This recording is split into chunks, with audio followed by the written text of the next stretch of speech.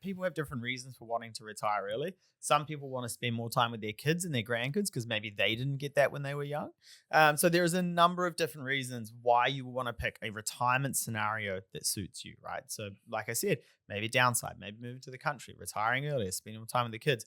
Getting the why is super important. Absolutely. And going, okay, what do I want to do? That's probably the big thing that comes back to the goal setting in terms of the big ones people are thinking about in terms of goals. It's where am I going to live? What does my current lifestyle look like? When am I going to retire? And am I going to be able to help my kids in the future if I've got kids? Welcome to Checks and Balances, brought to you by Partners Life, the partners getting you to retirement.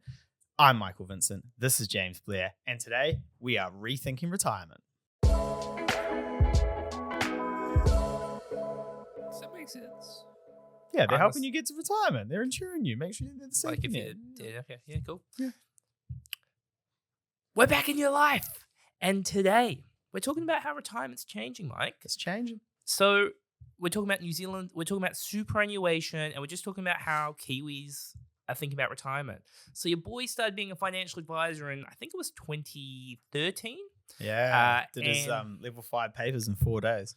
Yeah, it is a myth and a legend. Now, when I first became a financial advisor, I would cruise around in my 1996 Honda Civic, where the steam would come out of it. It would be cool in the winter, hot in the summer. The ants would be rolling around. One of the top 2 funniest moments of my life is when the car started overheating and we're in traffic on like Custom Street. Obvious follow-up question. What was the other moment? I can't remember.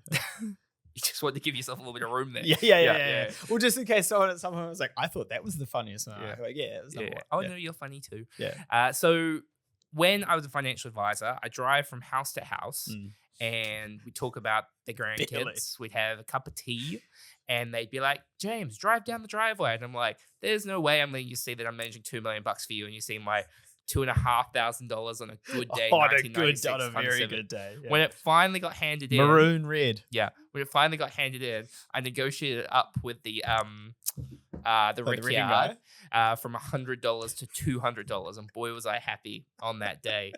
So, but financial advice then was very much people like, I work till 65, I retire, I take New Zealand superannuation, hopefully I have some sort of nest egg. That's it. Yeah. The way Kiwis think about retirement now is very different. Yeah. And how would you say it's different? Are they thinking more around what is retirement for them? Are they thinking they might not get super? Are they thinking, I don't want to be in this country to retire? What do you mean? It's a lot to do with, I'm still feeling pretty good at 65. Yeah. Like thinking about, living longer, purpose in life. Yeah. Was it the hierarchy of needs? Maslow's hierarchy of needs. Thank you very much. Yeah. So one is around like financial freedom. The one above that is purpose. Yeah. So when you find people have achieved financial freedom, quite a few people still decide to work because they're like, well, I kind of enjoy what I'm doing. I'm adding value. So Kiwis are starting to think about, what do I want to do? Do I want to work part-time earlier? Do I want more flexibility earlier in life? Do I want to work longer? Now, if I take you back, Mike, to the year of 1881, Otto von Bismarck oversaw the reunification of Germany. And also... the unification of Germany, not reunification. Also, a revolutionary idea proposing government-sponsored retirement for older individuals. Yeah. Now, Mike, do you know what the life expectancy stat was in 1881? 60. 45. I don't believe that. Now, there's a huge caveat. I don't believe that. There's a huge caveat. Yeah. That there's a much higher... the world population would be so much smaller if everyone lived till 45. Yeah, there would be... Up until that point. There was a higher death at birth rate. Infant mortality rate. Okay. Thank you very much. If you kind of got through your childhood, then it was more like 65 to 70, which is interesting because the original retirement age was 70. So pretty much this is going for people that are going to live longer than the life expectancy. They probably don't need to, I wonder if it was like, because in some communities today, family looks after, the parents. I wonder if in, the 19th century, if actually there was more of a reliance on family at that point as well. Yeah. So, James, before we continue, I have got a special announcement. Have you started sticking to your budget? Absolutely not. You finally made it as an after-hours DJ. I wish. Mate, the thing is, we have got a brand new podcast partner, Partners Life. You mean the award-winning insurance provider with over 300,000 Kiwis insured? Yep, they're also a New Zealand-operated company, and they are passionate about increasing financial literacy amongst Kiwis. Sounds like a great match. Where can I learn more about them? Check out their website in our show notes below. Really thought DJ Magic Mike was going to be a global sensation for a second. So that was interesting. So very different back then. If we roll forward, the superannuation age is now 65 instead of 70. Yeah, and we Von are living. Bismarck is rolling in his grave. Yeah, interestingly enough, he set up this retirement scheme. Died 1 year later. Didn't even really get to enjoy it. Yeah. Also, a name of a warship, German warship Well, that got sunk. I'll leave that one to you. Okay. So what didn't get sunk is the concept of superannuation. So that is still running. It has gone through a lot of different changes over time. One being that it was initially means tested. Did you know? Wait, in the 19th century, in 1860 whatever, 1881 was it? It was means tested. So like you had 4 shekels, you got half a shekel a month, you got 27 shekels in the bank, nothing. Correct. Damn. Correct. Yep. So obviously, Deutschmark? Mark, shekels, mark. Yeah. I'll leave you to that one. Okay. So obviously, it kind of went through changes. Yeah. But now, if we roll back forward to today, so New Zealand superannuation is still there. There is a lot of people, Mike, who would go, I don't actually think it's going to be there when I retire. What would you say to that? Well, I would say I think you're wrong.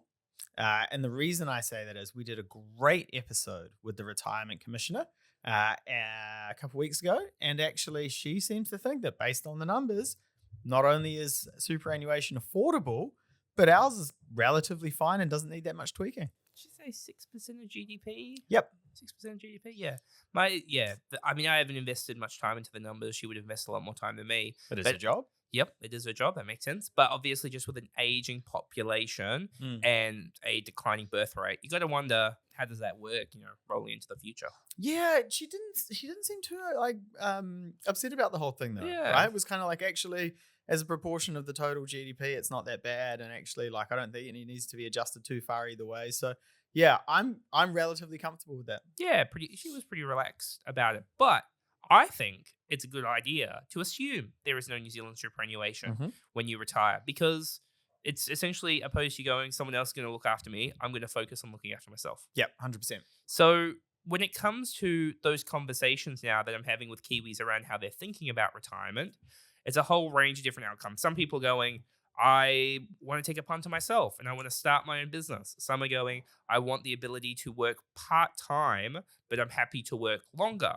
There's those who, now when I talk to people and they want to retire really early, one of the things I think about is, have you picked the wrong career? Because if you're not getting enjoyment out of it, why are you doing it? Yeah, I guess to a degree, but people have different reasons for wanting to retire early. Some people want to spend more time with their kids and their grandkids because maybe they didn't get that when they were young. So there's a number of different reasons why you want to pick a retirement scenario that suits you, right? So like I said, maybe downside, maybe moving to the country, retiring earlier, spending more time with the kids. Getting the why is super important. Absolutely. And going, okay, what do I want to do? That's probably the big thing that comes back to the goal setting in terms of the big ones people are thinking about in terms of goals. It's, where am I going to live? What does my current lifestyle look like? When am I going to retire? And am I going to be able to help my kids in the future if I've got kids? The when am I going to retire component is very different for everybody. There's no right or wrong answers, but you should certainly be having those conversations and going, it's not just I work till 65. It might be for you, but a big part of it is going, what iteration of this does it look like? Cool. And then if someone is thinking, I want to rethink my retirement, I don't want to do just the, retire at 65, rely on super, end up on some 60 Minutes episode about being poor in retirement or poverty in retirement. What is the first step they should take? Look, I'm pretty biased on the subject, but I think that's where like a retirement plan or some form of a financial plan doesn't have to be with us. Be great if it was, but if it was somebody else, that's completely cool. Having that conversation, understanding the moving pieces of your current situation, your strategy going forward, and the goals that you want to achieve, and going, what is actually possible and what's not possible? Because sometimes people come to us with goals and we go like, you actually can't do this. Other times it's like, you can do this earlier if you want to, and that does shift the goals. Yeah. And one of the big risks that we've kind of discussed with people in the past is is dying with too much money, right? Mm. Not spending all the cash that you've worked so hard for. What would you say to those people who are worried about running out of cash? Well, that's where, once again, some form of projection, some form of a plan will go, how long do I need my money to last for? How many, what does my asset base look like? And then going, what am I going to do with this money? Because if you are going to die with too much money, there's a few different options. You spend more money. Crazy concept, I know. You help your kids earlier in life, because if you're going to live till 90, they're going to get the money at 65. They've already done all the hard work. Maybe there's a charity that you're interested in supporting. Yep. Just working out the concept of die with zero. How do I allocate all of my money? Not spend it all right now, but allocate it all. The last point I want to touch on is just around kind of the complete opposite, Mike, in terms of running out of money. So obviously, if we're living longer, there does become a risk, because I don't know, how long you're going to live for? I think it'd be good if I cracked 80. Yeah, I'd say. With your lifestyle, definitely. Yeah. That would be... That's what I mean. It'd be great if I cracked 80. The odds at the TAB are slim to none. But the idea that people are living longer, and our retirement projections has always historically been we want to make sure you've got money till 90. It probably, at some point, is going to go to like 95. Yeah. So another thing to think about there. Yep. All right, we'll wrap it up there. So the big point here is thank you to our mate, Otto von Bismarck, for setting this all up. The world is changing. Make sure you are thinking about your plans off the back of it, and you are taking control of your financial future. Much love to Partners Life for sponsoring this episode. Please subscribe to our YouTube channel, give us a review, give us a like, and we'll catch you next time. Cheers.